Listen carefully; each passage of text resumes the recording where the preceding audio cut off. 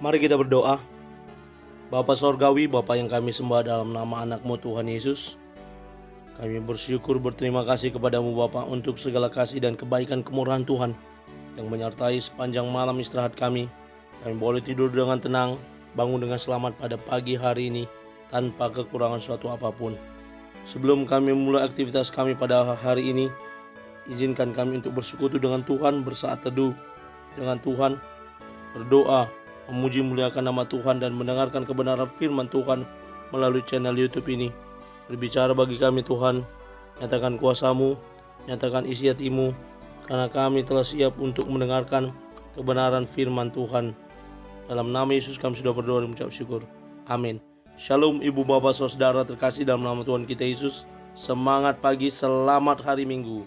Bertemu kembali di channel Rionando Butar-Butar dalam khotbah 5 menit aja atau kelima untuk renungan harian. Renungan pada hari ini saya ambil dari kitab Yakobus pasal yang kelima ayat yang ke-16. Demikian kesaksian firman Tuhan. Karena itu hendaklah kamu saling mengaku dosamu dan saling mendoakan supaya kamu sembuh.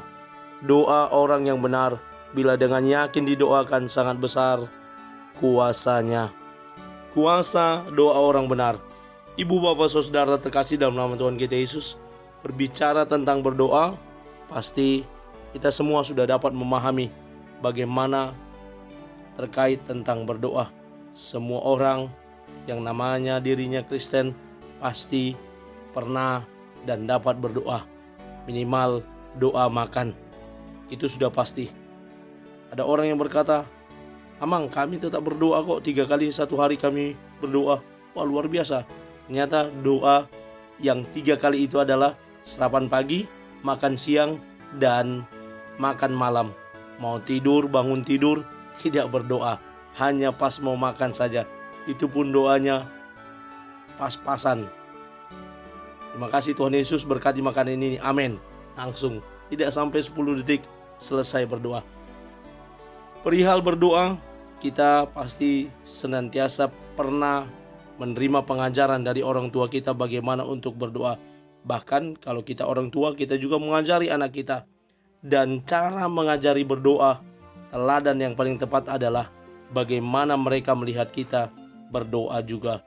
Ketika doa makan bersama, kita juga memberikan contoh kata-kata yang tepat, kata-kata yang benar dalam isi doa tersebut. Sehingga anak kita merekam semua apa yang dia dengar untuk juga dapat disampaikan dalam doa pribadinya nanti.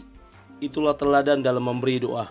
Dalam nats ini kita melihat bagaimana Yakobus menyampaikan kuasa doa orang yang benar, sebagaimana judul firman Tuhan hari ini di gereja-gereja anggota UM. Kuasa doa orang yang benar, secara keseluruhan kita bisa melihat apapun dan bagaimanapun situasinya dan keadaan yang kita alami, kita diminta untuk tetap berdoa. Ketika kita sakit, kita berdoa. Ketika kita menderita, kita juga berdoa. Dan ketika kita bersuka cita, kita juga berdoa dan bernyanyi kepada Tuhan. Dan yang selanjutnya kita juga diminta untuk mengaku dosa kita. Mengaku dosa kita di hadapan Tuhan. Saling memaafkan satu sama lain.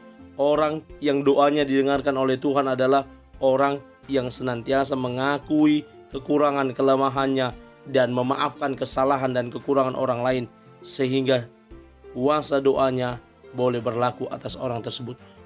Lalu kuasa doa orang benar, kalau yang dinamakan doa orang benar besar kuasanya, berarti diperlukan juga karakteristik pribadi seorang yang berdoa tersebut, yakni dia adalah orang yang benar. Dikasih contoh Elia, bagaimana dia berdoa ketika hujan tidak turun di Israel selama 3 tahun 6 bulan. Dan dia berdoa dengan sungguh-sungguh kepada Tuhan.